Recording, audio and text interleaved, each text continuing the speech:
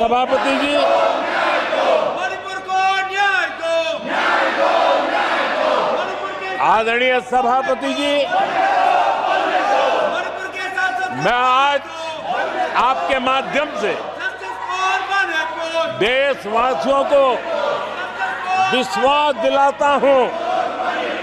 Justice for Manipur, मैं देशवासियों को विश्वास दिलाता हूं जस्टिस फॉर मणिपुर, कि विकसित भारत के जिस संकल्प को लेकर के हम चले हैं, उस संकल्प की पूर्ति के लिए हम भरसक प्रयास करेंगे, पूरी निष्ठा से करेंगे, पूरी ईमानदारी से करेंगे और हमारा समय का पल पल और हमारे शरीर का कण कण हम देशवासियों को विकसित भारत के सपने को पूरा करने के लगाएंगे। हमने देश की जनता को कहा था 24/7 फॉर 2047। आज मैं इस सदन में ही दोहराता हूं कि हम उस काम को अवश्य पूरा करेंगे। आदरणीय सभापति जी, 2014 के उन दिनों को याद कीजिए। उन 2014 के उन दिनों को याद करेंगे तो हमारे ध्यान में आएगा कि हमारे देश के लोगों ने उनका आत्मविश्वास खो चुका था। देश निराशा की गर्त में डूब चुका था। ऐसे समय 2014 के पहले देश ने जो सबसे बड़ा नुकसान भुगता था, जो सबसे बड़ी अमानत खोई थी, वो था देशवासियों का आत्मविश्वास। और जब विश्वास और आत्मविश्वास खो जाता है तब उस व्यक्ति को, उस समाज को, देश को खड़ा होना मुश्किल हो जाता है। और उस समय सामान्य मानवी के मुंह से यही निकलता था कि वो इस देश का कुछ हो नहीं सकता। उस समय हर जगह पे ये 7 शब्द सुनाई देते थे, इस देश का कुछ नहीं हो सकता।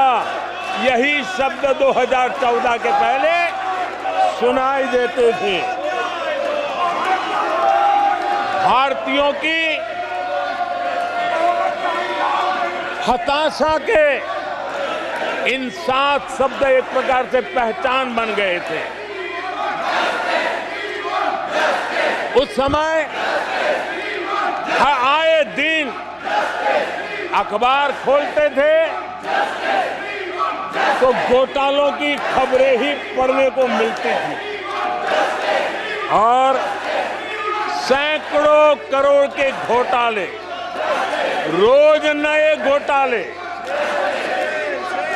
घोटालों से स्पर्धा, ये घोटालेबाज लोगों के घोटाले, इसी का एक कालखंड था।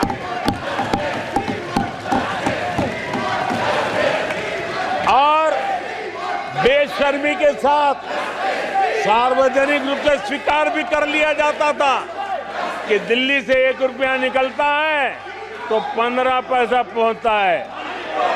1 रुपये में 85 पैसे का घोटाला।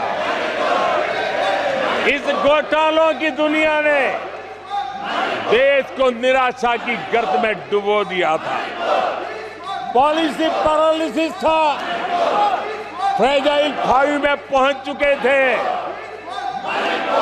भाई भतीजावाद इतना फैला हुआ था कि जिसके लिए सामान्य नौजवान तो आशा छोड़ चुका था कि अगर कोई सिफारिश करने वाला नहीं है तो जिंदगी अटक जाएगी।